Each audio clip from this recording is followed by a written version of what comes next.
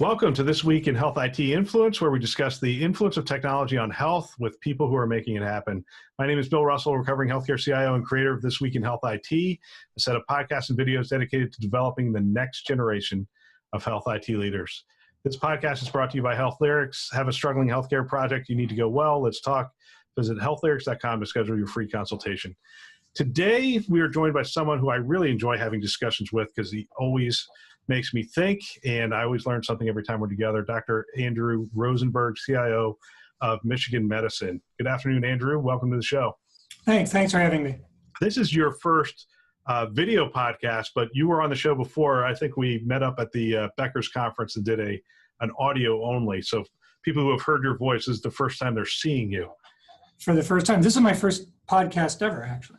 Oh, really? First video podcast? Yeah. I imagine you're going to see more and more of them because I have two production guys, and the millennial production guys are like, you need to do video. I'm like, hey, look at my face. Do you think people want to see my face? They're like, it doesn't matter. People want to interact with video, so that's why we're doing it. And so it's a softball question just to get us started.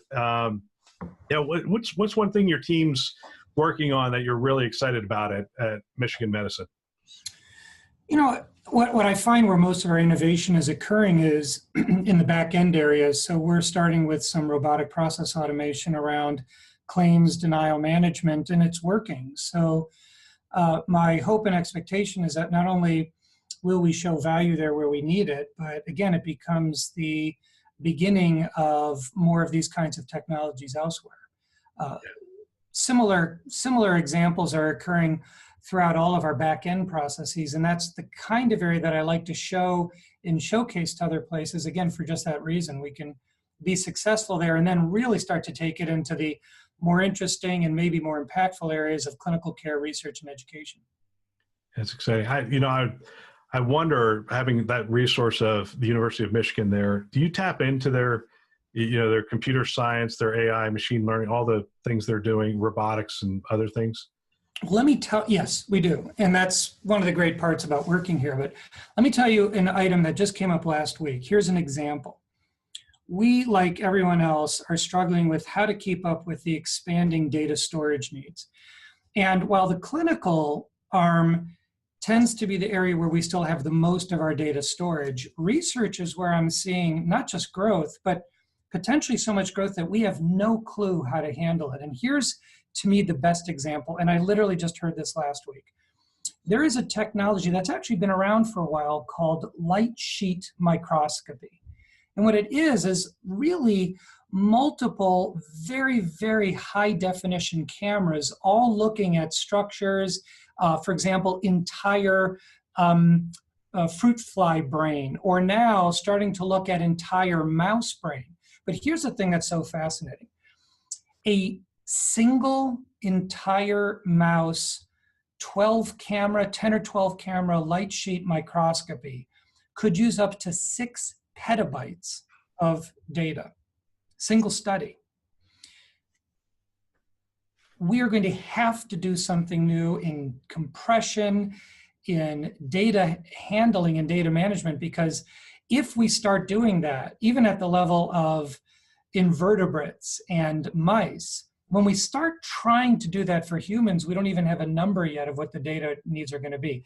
Those are examples, high-def video studies for 2 weeks. And of course, precision medicine, we're just completely blowing open the need around data storage. And it's not just a money issue anymore. It really is going to be fundamental changes in technology to do these kinds of new things. And that's an example of something happening in Michigan Medicine, but also on campus, that we're going to have to come together with engineers, computer science, School of Information, and frankly, even new areas, because it's a complex problem and it needs diverse people to fix it. Wow. Petabytes per image. I can't even imagine. I mean, and well, it's per study. I just want to be clear. But if somebody's going to say, well, just move it to the cloud. I'm doing the math of moving that to the cloud. That's a lot of money. And where we've had these earlier examples of this, it was the place where compute and storage have to be close because of all the I/O that goes on. And at those scales, it's just an example where in cellular developmental biology, molecular biology, these are new examples where we have faculty now doing that on premise. So it's not just it's coming in a couple years, it is here. And now how do we deal with that? And of course, I think that is translatable back to the clinical area. When we start doing high-def long-term video for patients, families, things like this, we're going to have to be tackling some of these problems. And they're wonderful problems because they're going to require a lot of different people to work on them. Yep. Well, the two main topics of our discussion today are going to be, well, it's one topic, really two directions. So the topic is experience. So we hear it over and over again. I was going to talk to you about disruption, but I didn't know where that was going to go because I know that I was with some CIOs and you were one of them, and we were talking about disruption, and just a bunch of us was like, if we hear the word disruption one more time, that's too many. Transformation is the new word. Transformation. So we're going to talk about experience, which is another one of those words which we're hearing over and over again, but I'm going to head in two directions. One is the clinician or physician or clinician experience, and then the second being the consumer. So let's start with the internal customer experience, and who we're all very aware has had a very difficult time through meaningful use of all the things that we've sort of thrown at them. So let's start by setting the baseline for the discussion. How are we doing today? Are we doing better with the clinicians, administrators, physicians, or are we just sort of getting by? This is a moving target. And my answer that I've said at conferences, what you've heard me say, is I think we're doing a lot better.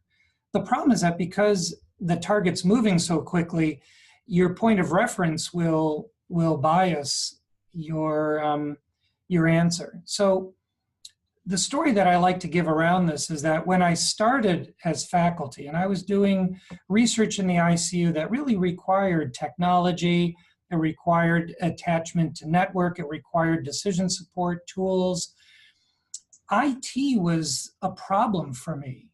I've used even more colorful language around it. And the problem was the people working in IT were superb people.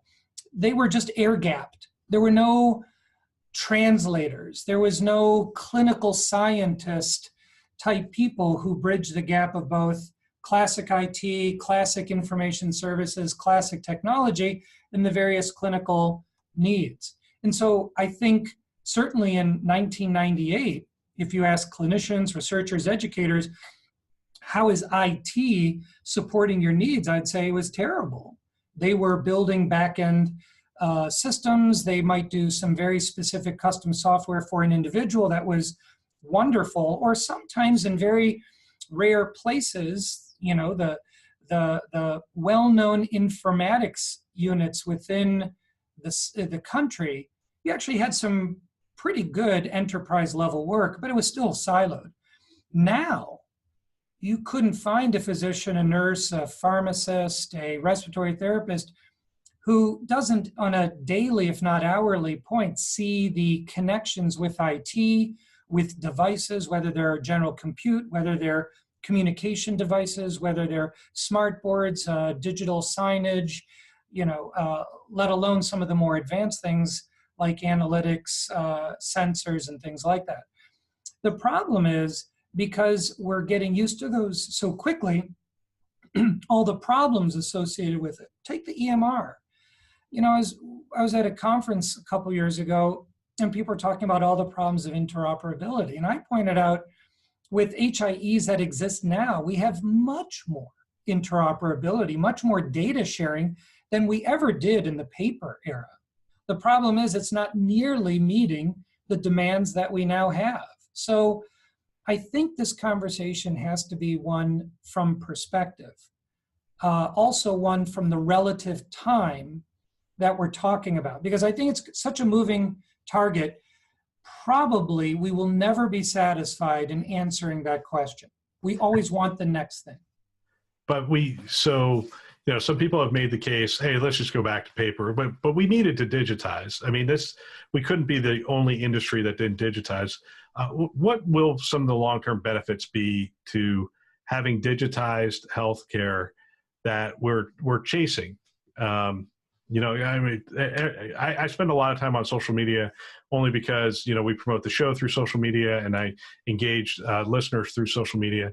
And I see these things, somebody will post this great story about some success story, and then you'll have a couple people come down below and say, there's no return for all the money we spent on digitizing healthcare, and there's no benefit, and, people aren't any healthier, and we're spending more money.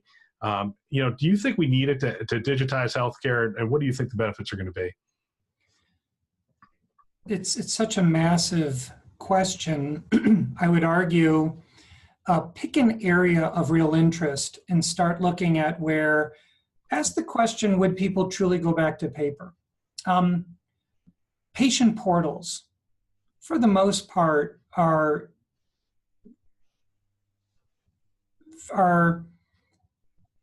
liked to loved by patients. They want more. But the ability to access labs, the ability to reorder medications, I would say is in and of itself an immediately positive experience for most patients. At the same time, that patient portal is added to an in-basket deluge that's not dissimilar from our email. And the workflows to handle it on the other end are enormous. So there's an example of a digitization that I don't know that many patients that would prefer to go back to having to call and wait for written prescriptions are going to pick them up. And I would also argue that even among most of our recalcitrant physicians, the ability to see patient data in the HIE, for us it happens to be Epic that works very well, has been almost universally positive. Whereas, again, the fact that they can only get part of that data and not all the data is seen as either a negative or a minus, when I would argue it's still just an incomplete aspect. Think about some of the biggest changes that are going on in chemotherapy, immunotherapy right now. All of those are based on some degree of digitization of data. This happens to be biologic data, genomic data, marker data. When we think about imaging, some of the emerging AI for ruling out common but still potentially deadly things such as pneumothoraces on chest x-rays, let alone where it will be going.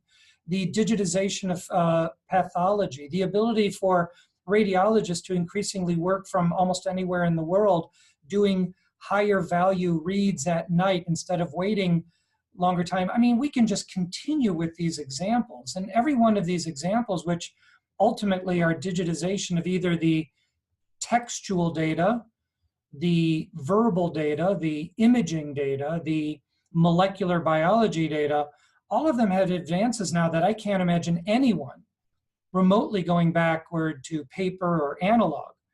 Again, the problem tends to be, well, if we can do some very basic AI for chest x-rays, why can't we do it for high-res CT? Well, because there's steps to get there. Why can't I get all of my images right away in real time? Well, then we get into problems of storage and retrieval. Yes. So I see these examples everywhere, and almost always I see a duality of, you probably wouldn't go back to paper. I, as a clinician, wouldn't go back to paper in the ICU or the OR ever. But I can also list all sorts of things that now I'd like to see done even better. Right. And, and we hear these success stories on the clinician side. So on the internal consumer side, we hear these stories all the time of physicians who are much more productive. They can do, they can do reads from anywhere. They can, there was Dr. Wachter shared a story of a UCSF physician who was able to essentially improve his productivity almost 100 times. And just the ability to just handle things because they built some custom screens within the Epic environment. They were able to bring the data in, and because it was customized to his workflow, he was and he just told the story of how much more effective he was across the board. But the trick seems to be, those success stories are not as common as I think we would all hope. I mean, you could find a couple in each health system, but what's keeping us from from proliferating those stories or having them impact more of the health system?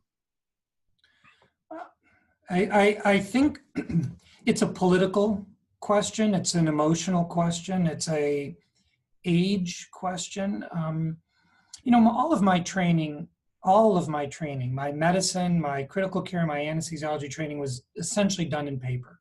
Actually, the last part of my anesthesiology, we built our own anesthesia information system here at the University of Michigan, and so that became digital pretty early.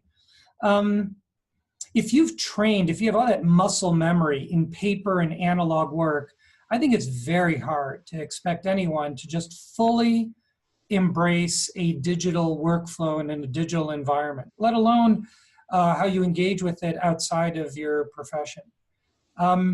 So I think when we hear about stories of either productivity gain or productivity loss, I didn't say this when we were implementing our EMR, but I certainly felt it, and I said it to a few people. In many ways, we were building these for 2 generations from those that implemented. And of course, for anyone who has spent all the time and effort to become a physician or a nurse or a clinician or an educator or whomever, and then to hear we're spending, like you said earlier, all this money and not getting an immediate return on investment, I take a much longer view in general, maybe somewhat philosophically, but very pragmatically then.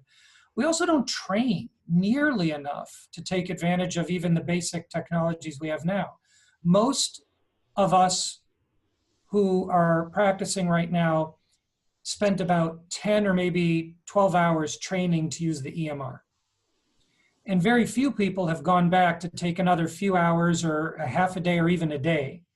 Those places that are doing that, universally, the people coming out of that training are saying that was extremely worth it and increasingly demonstrating some outcome improvements. We're doing that with our Home for Dinner program at U of M. It's based on Kaiser Permanente's, it's based on Stanford's, it's based on these other examples, but we're getting at least 50% reductions of excess at-night work because we're just training better. So it's a complex question with a lot of complex answers, but I see efficiencies gained when people embrace, when people have a number of their colleagues who are working both on the clinical side and on the design and implementation side. And as the technology continues to improve, like voice recognition, we'll see more of these productivity gains. And we're already in some focused areas. So tell me a little bit, so you're the second or third person who's talked about training. And not that it's a magic bullet, but the training has been a significant, training and the physician builder have been 2 things that have really contributed to satisfaction around the EHR, effectiveness around the EHR. Talk to us about your Home for Dinner program and why do you think that works and how is it working? So our Home for Dinner program, which the title I believe is linked from that Stanford coin. Thank you, Stanford. And a lot of the elements are what we learned from Kaiser that learned it 2 years after their implementations. Thank you, Kaiser. There's only common sense. Peers and colleagues train each other in the more efficient use of the tools. These are colleagues who have spent the time and effort, have the inclination to know those tasks that waste time, that are amenable to efficiency, and train each other how to do that. Preference lists, modifications of the screens that are most commonly used to provide some degree of automation, those things that are most commonly done. And often, like so many things in life, it's these small incremental improvements that add up over time, a day. Saving a half an hour a day might not seem like a lot until you realize that over a month and over a year, you've saved several days worth of nighttime work, things like that. I would still say this is education 101. Most of these training that a clinician to clinician, a nurse to nurse, a pharmacist to pharmacist, a respiratory therapy to respiratory therapy, respiratory therapist will to each other. These are things where I know what your issues are. And I know if you did these 2 or 3 things, you would shave this kind of time. Thank you. You know? So there's peer trusting, there's very simple things. And then once you get that done, then there's more advanced. Sometimes it's the teamwork. In basket, I talked about that earlier. Everyone who deals with in baskets know that it's really a team effort. It's the people who can be first line to be not just accepting the messages, but not just forwarding it on, because that didn't save anyone any time. It's empowering people to work at the top of their license. It's empowering people to do new work because the technology allows them to in a different place. So there's some really basic common sense things going on here. How much, how much customization do you end up doing to the EMR for specific specialties around those things? Because you don't want to mess around with the foundation or whatever the core system is, depending on the EHR provider, whatever they call it, because then your upgrades become challenging.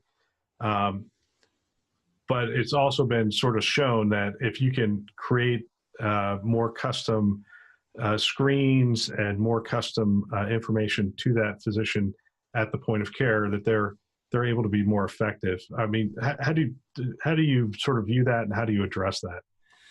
Well, this is one that everyone who's implemented goes through. And let me give you both the clinical, but then let me give you a non-clinical, more administrative IT example that I think might be even more interesting. So the clinical one was, for these big socio-technical projects like all the EMR implementations or VNA and PACS replacements, there's a certain professional, and then there's a certain emotional and political side to it. The pure technology answer would have been to do out of the box as much as possible, for one of the reasons you brought up, the ability to upgrade more efficiently. That's usually a loser right from the start, especially with physicians, and unfortunately a little less so for nurses, but they have just as much inefficiency. And the reason I say that is that most places I've talked to and been at, the customization tends to be more for the physicians, when I would argue it could as much be as efficient or even more so than for the nurses and some of the other care team. But they tend not to get that kind of attention. So the way we did it to try to find as much of a moderate middle ground was the following. We have about 88 services in Michigan Medicine, in the health system. Adult pulmonology, heart failure cardiology, trauma surgery, general surgery, things like that. For each one of those services, we had a physician or provider champion, and they were allowed a certain number of order sets for that service. I forget exactly how many we allowed. It was either 5 or 10. It's been now 9 years, so I'm forgetting. But so we allowed a certain degree of customization because adult pulmonary is actually very different than pediatric pulmonary. Same thing for gastroenterology. Hepatology is different than general gastroenterology. Adult urology is an extremely different thing than GYN urology. So based on the services, we allowed some degree of customization, but then everyone in that service had to use those approved order sets. So it was an attempt to both customize, but limit it to a service. So I've heard some places where individual physicians could have their order set. We never allowed that from the get-go. And so that allowed a reasonable amount of customization to preserve workflow, to preserve those things that were unique to the University of Michigan as opposed to Mayo or Harvard or Stanford or whomever. And it also then allowed upgrades to not have the burden. And I would say we did it about as well as one could do it. Now let me take another example that is a little bit more modern. We've implemented ServiceNow for one of our big ITSM, our IT service management tools. We have essentially taken that vanilla out of the box. Again, politically, I could help manage that because it was all in my IT group, and I could manage that challenge to individuals who say, well, I really need to be able to do this based on how we used to do it in our older system, and say, we're going to go as much foundation as possible. And that has allowed us to succeed in some areas where other places that did extreme customization really have challenges. Where that's going to play out for us in a new way will be when we migrate from our ERP system in the next several years. We start that project into a cloud-based ERP. That will be a very interesting challenge, again, for try to take as much foundation as possible. I bring these examples up because we talk a lot about the EMR, but the reality is we have hundreds of applications that our providers use. And so we have the same issue you brought up, how much customization versus how much vanilla we take. And then when you start to add SaaS onto it and the frequency of upgrades that we're going to have to take, I think we're all going to find we will migrate more and more away from customization and probably migrate to more foundation, however you want to define that, with an interesting need to educate and to frequently re-educate people on upgrades and new features, as opposed to rely on the age-old work of customization. Yeah, it's interesting. Well, all right, so that's in the internal customer, and we spent a lot of time there. I just want to make sure we're okay for time. Are we okay for time? Good. Okay, great. So we're going to head in the consumer direction, and I guess you have to start with the basic question, which is, we're seeing the word consumer more and more with regard to health services. Do you think that's accurate today, or do you think we have? Well, first of all, do you think it's accurate? And then second, do you think it's good for healthcare to have consumers? I've heard physicians say to me, I don't want to have consumers because sometimes I have to say very challenging, very difficult things to them. And, they might choose to go to another doctor just because I said, hey, you have to do these things. And, to some extent, having that tight relationship enables you to say the hard things when you need to say the hard things and whatnot. So do you think it's accurate, and do you think it's good for healthcare? The current consumer discussion is, I think you were alluding to it also, similar to the discussion of client. Do you call a patient or a client? That I heard a lot through medical school in the late 80s and early 90s. And so I would argue this. I would argue the intent behind consumerism in that discussion is incredibly important. And I would say most of us are spending time thinking about that. At the same time, I think we're probably overplaying its importance. And I'm sure that there are other people who would love to disagree. The reason is that there are parts of healthcare that are elastic and parts that are completely inelastic. You have a broken bone, you're just a very different consumer than when you have a broken down car. The more appropriate analogy may be a broken down car that your daughter is in on the highway at night in the rain. Right. And so your behaviors are going to be incredibly different about consumerism based on the underlying situation.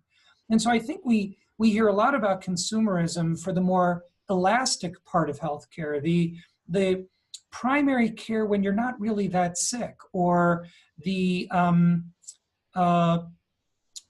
lifestyle care. And I don't want to diminish when I say lifestyle, but aesthetics or things like that. And then there are other parts that, why they may not originally come across as inelastic, physical therapy, voice therapy, when it really impacts your job, when you're a teacher, a pilot, a professor, and you can't get your words out, going to the speech pathologist is incredibly important. And so I don't think that the latest mobile app that allows the consumer to pick and choose and disrupt healthcare is going to happen as quickly as some people may think. I saw one vendor discuss the fact that millennials today have no loyalty for their doctors or their health systems. And I suspect part of that is accurate. So it could be just an age difference, but when people do become sick or develop a chronic disease or develop one of those inelastic items that I've talked about, I don't think consumerism, I don't think people with really bad abdominal pain, that might be appendicitis or might be the onset of ulcerative colitis, will tend to look for the least expensive 5-star clinic 2 miles from their home where they can drive through. We can just take this analogy so far, and yet at the same time, when we talk about patient experience, family engagement, I think there's some really good things there that in the past, certainly during my training, we never thought about. Who cares what the food is? You're in the hospital. So I think there are elements of this that are very good for the overall experience, but I think we overplay it. So let's go back and forth a little bit on this, because the points you bring up are really good and really fascinating to me. When I think about the consumer, it's access, method, cost structure, and experience. And you're right. So if I have something, am I going to go to where am I going to go? Now, what has traditionally happened is the healthcare system has said, primary care physician, you start there, and then we will sort of branch out from there. And the first thing we're sort of seeing go away is that primary care physician is the entryway into the health system.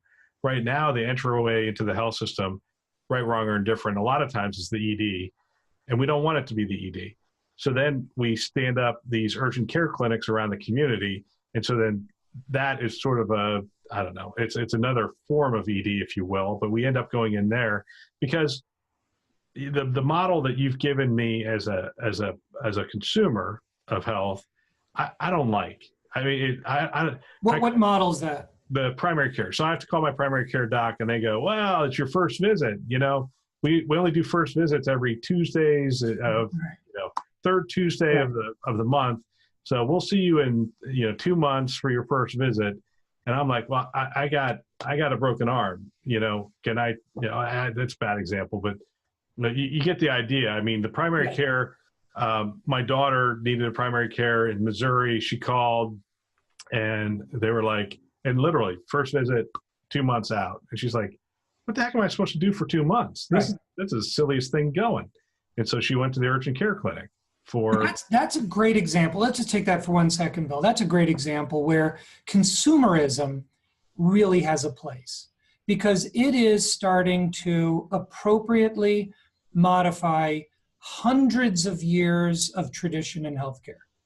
And that, to me, is a superb example where better data and the apps that deliver those data would allow your daughter or someone like that to see a very good physician or provider in a fraction of that time.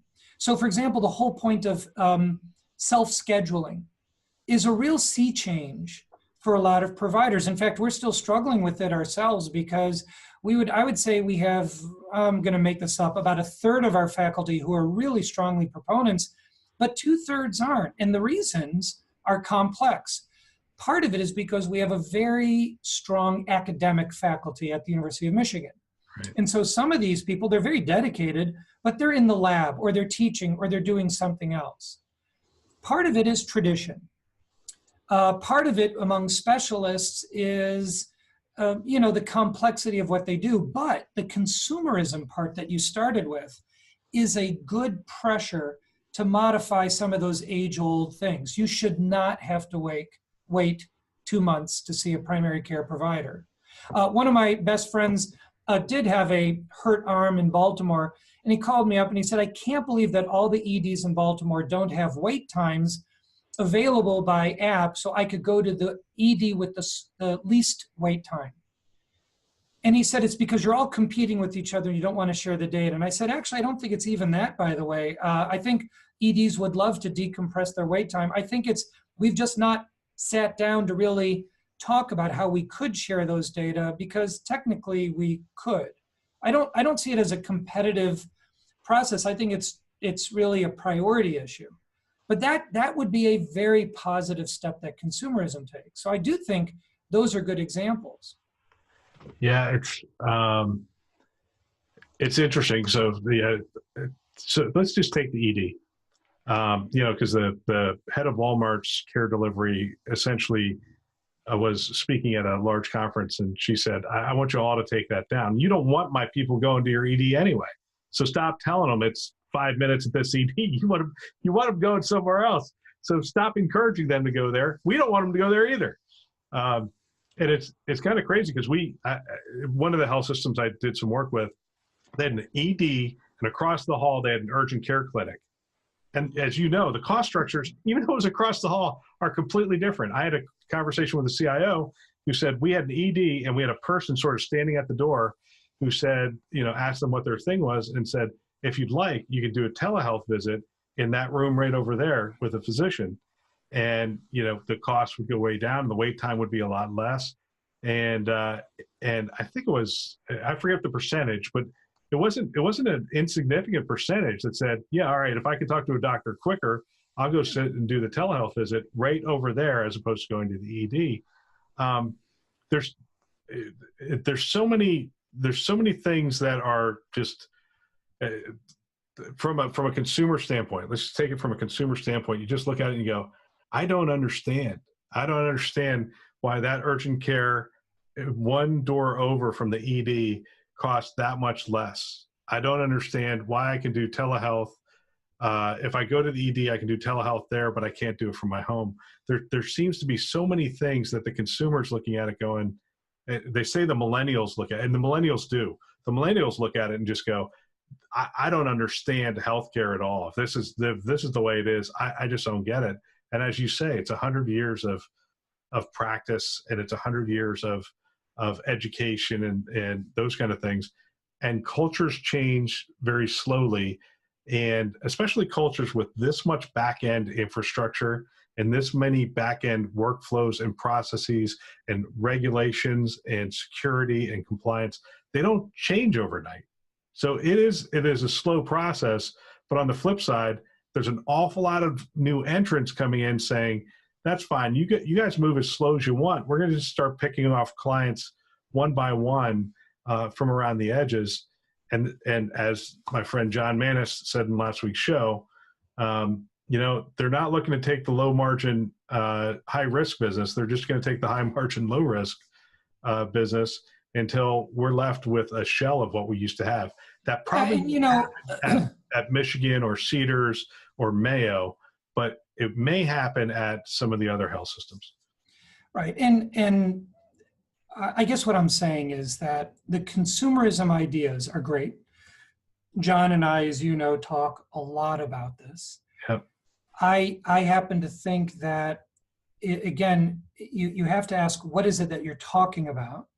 I don't think the analogies of low-end steel production ultimately, being taken away lead to the high-end, really high-margin steel production like in some other industries. Some of those examples that are then applied to healthcare are a bit difficult. I think that there are aspects where consumerism has made enormous differences. When I was training, we had wards with 10 to 12 patients in them. When I was done with training, we still had rooms with at least 2 patients in them. Now, it'd be hard to find a hospital that's being built without private rooms, whether they're for infection control, but as much they're being built for the patient engagement and patient experience. Even that conversation is getting old-fashioned when you think about the ability. What we really want to do is move patients back to be taken care at home. And with increasing sensors, technology, audiovisual, automation, robotics, drones, and all of these kinds of tools, we're going to start being able to do things at home that we could never do for a while because we need the monitoring, the rapid response, the precision of different tools that could only be available in hospitals that are now being used at home. This is all part of both consumerism, but I only say this because as we shift some of these cases to AI, mobile devices, urgent care centers, other types of providers, what I think it does is it also frees up time and effort to do the more complex things that we don't do, or that we don't do as well. We know that virtual care is really just care. The ability to provide telemental health, store and forward images for more complex dermatology, radiology, pathology. All of those things are not virtual care. Those are just care. And I think as we move those items, some of which are perhaps more influenced by consumerism, but others which are influenced by the funding models, what we're really going to have is not our lunch taken away from us, as some people will say. I think what it's going to do, it's going to free up new opportunities that right now we're just not even doing because we're spending our time on some of this other work. But that's going to be one of those endless debates that people will love to have. I love having these conversations with you because I think it is the conversations that are going to move this forward. I think it's the interactions, it's the discussions around just what can we actually do, what can we accomplish? Because there's nobody on either side of this debate that's sitting there going, yeah, we don't want healthcare to change. Almost everyone's sitting there going, we know it's going to change. Yeah, but my point that I've made to you before, which I still very strongly feel, is there's just so much that non-healthcare examples can then be applied to healthcare. And that's not a Luddite, and that's not a defensive posture. And I think we're having those kinds of conversations. Millennials are used to having this, that, all at the touch of their button, so they're going to want it for healthcare. Some of it's true, but you see these examples already starting. Some of it is probably slowed down more by the funding models than anything else, not a desire to do it. But a lot of it, I argue, is just not that transferable to healthcare. And that's where we need to be a little careful that the fear of missing out, the desire to not look like a Luddite, the need to always show the cutting edge, healthcare is different. And by the way, it's not dissimilar in some of the other work I do around academic IT support. The idea of the flipped classroom, the idea that you can see a video and then go to classroom to do your homework is an interesting idea. And in some areas in education, that is happening and happening more and more. But that doesn't mean that all education now gets flipped. It's just part of and where it makes sense to do it. And what kind of education you're talking about. Very high-level graduate education requires a very different type than technical training. And so we have to be careful with when we talk about consumerism, and there's an app for it. When I say, how are you going to do it? How are you going to pay for it? How are you going to secure it? I would also add, and what problem are you really solving with it? Right. That is really amenable to that technology or that patient expectation. And it gets more complicated. So bottom line for me is I see examples of consumerism everywhere. I would argue, like I did virtual care, virtual health, telehealth, consumerism is really just how we do healthcare. And while I think we can get examples from other industries, we were at a conference, you and I, where we heard a chief innovation officer talk about the experience of a huge entertainment company and applied to a very well-known health system. That's good. But where some of that service offerings of a huge entertainment company, I think are great. And that's why I go to that entertainment park. Only parts of those really can be applied to a patient with advanced dementia who also has 3 very significant chronic diseases and whose family is very conflicted over the care, you know? And as the patient population ages, some of these items that we talk about, millennials, do not transfer over to an aging population. So we have to be thoughtful what we mean by these terms like consumerism. Yeah. Well, and the other thing is, you talk about, and you lay it out really well in terms of the complexity. We just say, we're consumerism in healthcare, and it sounds like it's just one big bucket, but we all know that healthcare is 100 businesses. Even within the 4 walls of a health system, it's 100 businesses that you're managing and running. It's the reason you have 600 applications. It's the reason you have so many specialists in so many different areas, so many care delivery mechanisms. It's why you're looking at home-based care, you're looking at clinics, you're looking at, it's 100 different businesses. And so one of the ways we get in trouble is we start talking about consumerism in healthcare like it's going to be applied to all 100 businesses the same way across the board. Right. And the reality is the people that are making progress and really doing well in this are stepping back and going, okay, let's identify the 3 patient experiences we're going to tackle first. And then we're going to add 2 more. And then and they're not saying we're going to become a consumer business tomorrow overnight. They're really sort of wading into it thoughtfully and saying what areas will, and listening to their consumers, what areas will benefit the most, and what are the consumers really looking for that we can offer, and what are the consumers looking for that potentially they don't even understand what they're asking for, because the complexity of healthcare is such that they may not want what they're even asking for, I guess. Yeah, and let me give you 2 quick examples. One that I really like is a few CIOs and I were at a small meeting, and a company that had produced an app that was actually pretty cool. While the CTO of the company was talking, I literally downloaded the app, signed in, created a new user account, logged in, and actually started using it all within about 10 minutes. It was a pretty sweet design. And it essentially would use AI algorithms to take you down a series of questions and then put you in touch with an actual clinician. So not bad.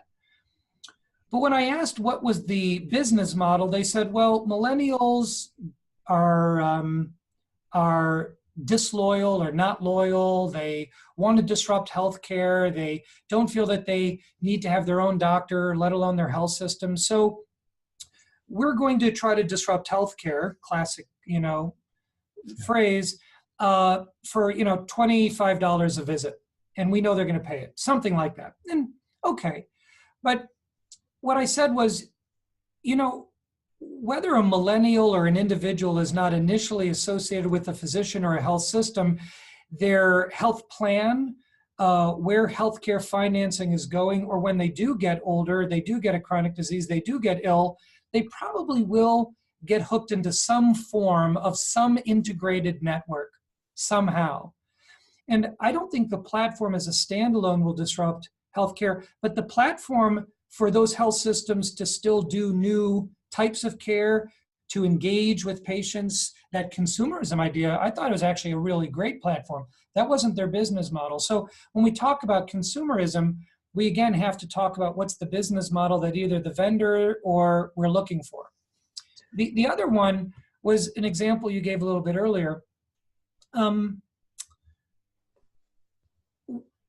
Like I said before, hospitals, clinics, providers, new technologies are, I would say, more focused on the patient experience than ever before. And where we can find this artful, and I think it's art, it's not science at this point, approach to those examples that are standard or amenable to being standardized. You talked about, maybe pick 3 use cases. Well, right now, those 3 use cases could be totally different for a variety of patients with the exact same condition, based on their age, their financing, their education, dozens of reasons. The art to it will be, where are those robust, those standard approaches robust to the patient and their setting? And I would argue that it's just the attention to the consumer, to the patient, to the family experience in and of itself that probably is the starting point. And, think about CIOs who've been doing this for more than 10 years. They never had these discussions ever, I would think, or very rarely. Yeah. Now we're having these discussions frequently. That's a fundamental change. The question is, what are the models that are robust? And then what are those that are very, very specific that an individual or a small unit will find helpful and others won't? That's part of the conversation. How much of your, the last question, I promise, but how much of your time is spent on technology today, and how much of your time is spent on these kinds of questions, these kinds of discussions, culture, people, workflow, those kinds of things? I think I'm combining them. I mean, that example I gave earlier about the storage, that to me is as much a question about how do we partner? I'm talking about this massive amount of storage requirements to do types of basic science in this case, but over time, this is going to be more and more going into operations. That's as much a question about how do we find truly new technologies as it is about one or two individual faculty's labs. So I use that need. We have faculty who are asking for that now to stimulate a much more interesting strategic conversation. So I don't view it as technology or strategy or integration or things like that. I tend to find those really good examples. Oh, another one that, again, I'm just picking things that are happening this week. I could do this for hours. Audiovisual. Audiovisual is all over the place right now. And one of them, to get back to one of your themes about consumerism, are our bedside engagement tools, our family networks, whether it's Get Well Network or Epic Bedside or any dozens of these. That gets into a discussion about what do we mean by AV? We put TV screens up, we put flat screens for digital signage, we put whiteboards in the OR. We have classrooms and we have conference rooms. We have monitor capture, we have lecture capture, we have evaluation tools, and all of those get wrapped up into AV. So what do we even mean by that? Just getting our hands around what that means to run, to replace, let alone to innovate in it, has some very pragmatic side. I have to keep the trains running, but then they also get into how those tools that I just mentioned play into some of the new areas like we've been talking about: consumerization, patient engagement, efficiency, real-time analytics. I tend to look for use cases to wrap all these discussions in because they tend to be so integrated anyway. Separating them out is a mistake. If anything, the problem is trying to not over connect dots because you also sometimes just have to execute and get some things done. I had a conversation with the CIO and he said, "Where did AV report in your organization?" I'm like, "Construction." He's like, you're kidding. I'm like, "No, I kid you not. It reported into construction. They had a little AV team, and every new piece of AV that went in anywhere was them." I'm like, he goes, "Well, did that work for you?" I'm like, "Oh, not at all. It didn't work at all. I mean, every time I walked into a room, it didn't work." And this is exactly it. We could have 100 CIOs and other IT professionals on the phone, and we would have almost the identical experience because that's exactly what it is for us. Facilities will put in some, but now not even all of those parts. We'll do the networking. They'll do the conduit. They'll attach the flat screen, or another group will do that. Then, and this is where you see it play out, who's going to pay for the replacement? We're dealing with that right now with one of our very advanced auditoriums that has probably $1 million worth of advanced AV in it. It's now 10 years old. No one knows who's going to replace it. No one owns it. And I only bring that up because your question about how much is technology and how much is operations, well, that's a classic problem any CIO has to deal with. Yeah. But where do you now attach those kinds of examples to something new, like waypoint finding and family education in order to turn the hospital into a staging area for care at home? Because what you really want is to not stay in the hospital for any length of time. You want people to efficiently get to where they need, get all the support they need so that they can be now taken care of at home. I can attach some of those AV discussions even into something that is as cutting edge as turning a hospital into a staging platform for care at home. It's interesting. That's fantastic. Well, thank you for your time. It's I really appreciate it. Is there a way for people to follow you? I mean, you have a full-time job. What I'm finding more and more is I ask these questions of CIOs and they just look at me like, when would I have time to hang out on Twitter? I know, I wish I did, but I don't right now for really those reasons. So no, I am not at all disrespectful of it, but I'm occasionally on LinkedIn. My email, arosen@umich.edu, of course, is always available to anyone. But yeah, and you teach? Do you teach as well? yeah, now I'm faculty at the University of Michigan in the medical school as well. Yeah. Yeah. So it's not like you're not out there teaching. It's just a matter of, where you have to choose where you can engage. Otherwise, you'd never get to see your family. So. And I can be guests on great outlets like yours. So. And I appreciate that was it. a shameless plug for you, by the way. Well, I appreciate it, and we'll see you again this year at the Becker's Conference, I assume. Yeah. Fantastic. That's a shameless plug for you. Right. No, I'm going to try to be taking the con to all things visionary in IT. I'm hoping to stimulate the debate of all the great things we want to do, and then how are you going to pay for it? How are you going to secure it? How are you going to do that, as well as all the other things you have to do? Right. And that's what we all face. But you're not taking the con because that's where you live. You live on both sides of that. No, I'm going to be the Darth Vader of CIOs. That should be a fun conference. I'm looking forward to that. And that's in Chicago in the fall, I believe. Right. So looking forward to it. This show is a production of This Week in Health IT. For more great content, you can check out the website at thisweekinhealthit.com or the YouTube channel at thisweekinhealthit.com/video. Thanks for listening. That's all for now.